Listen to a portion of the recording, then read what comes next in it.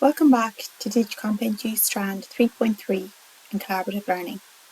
This video is from Thematic Block 1, Learning Theme 2.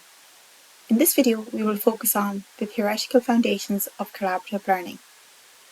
The learning outcome associated with this video is to describe the impact of technology on collaborative learning and the pedagogical approaches underpinning these.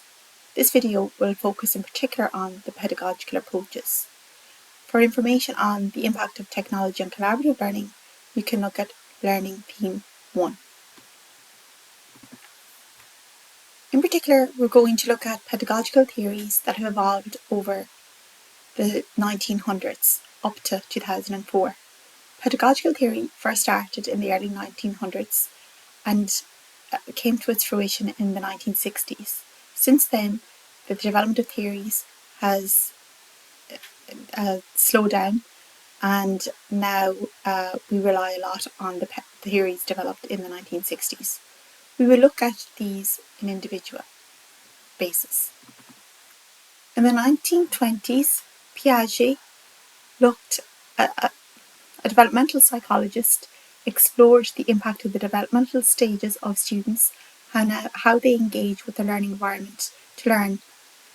He in particular highlighted the importance of puzzlement for motivating learning. This aligns to cognitive presence in the context of the community inquiry model. To support and motivate learning, it's important that there's a sense of puzzlement. This advocates and reinforces the information discussed in Learning Block 1 on the frustration of some students with group work that they feel isn't meaningful or interactive. In the 1930s, Russian theorist Vygotsky looked at the whole concept of socio-constructivism and the role of social interaction and culture on learning. He argued that without social interaction, learning is impossible. Vygotsky developed theories such as scaffolding, in which learners need to be scaffolded as they progress through the learning process. The scaffolding is reduced. To motivate learners to continuously learn, we need to extend the zone of proximal development. This creates small, more challenging tasks as the students progress to the learning environment and encourages them to learn. In Learning Block 1, we looked at different structures of collaborative learning, some more structured than others, and also the importance of creating a challenging task for the students to engage in. This aligns to Vygotsky's theories. John Dewey, in 1938, developed the concept of experiential learning and highlighted the importance of active learning and democratic learning communities. In Learning Block 1, we looked at the power dynamics associated with learning and how collaborative learning can overcome these, in which the teacher becomes a student and students teach each other. This is an important part of collaborative learning. Bruner, in the 1960s, emphasised the importance of active learning and discovery learning. This aligns to an inquiry-based learning approach or problem-based learning, where problem solving is central to the construction of knowledge and students are active investigators within the learning process. In the 1960s and the 1990s, two theorists, Pablo Freire and Bell Hooks, emphasised the importance of critical pedagogies.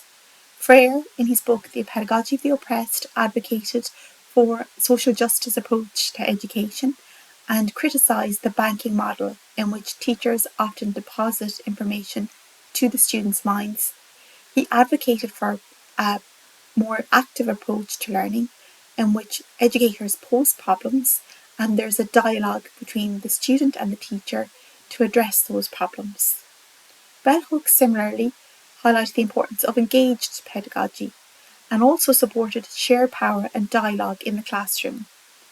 She emphasised the importance of this in supporting inclusive education practice. Central to this was the role of critical reflection on the assumptions learners and teachers make about each other. This is critical within a collaborative learning environment to understand each other and the teacher in order to be able to work together effectively. The most recent pedagogical theory developed is that of Connectivism, developed by George Siemens in 2004. He had an ideology that with technology there's a saturation of information, and rather than focusing on information transition, learning should encourage collaboration beyond the classroom. It should be based on finding, collecting, evaluating, and adapting or applying knowledge rather than sharing knowledge. Despite the focus of pedagogical theories on collaboration and dialogue, these strategies are not used widely in education to their full potential. Research shows surface-level application of these theories. For example, short group activities to share and discuss rather to engage in constructing knowledge or achieving a learning outcome. It's evident, based on learning theme 1, there are a number of challenges to applying these pedagogical approaches in practice, such as the emphasis on individual learning within educational systems, the time constraints teachers face in covering curriculum, and the focus on content sharing in class over the process of learning. Within this block, you'll be encouraged to look at how technology can support effective, meaningful collaboration to enable more widespread implementation of collaborative learning practices.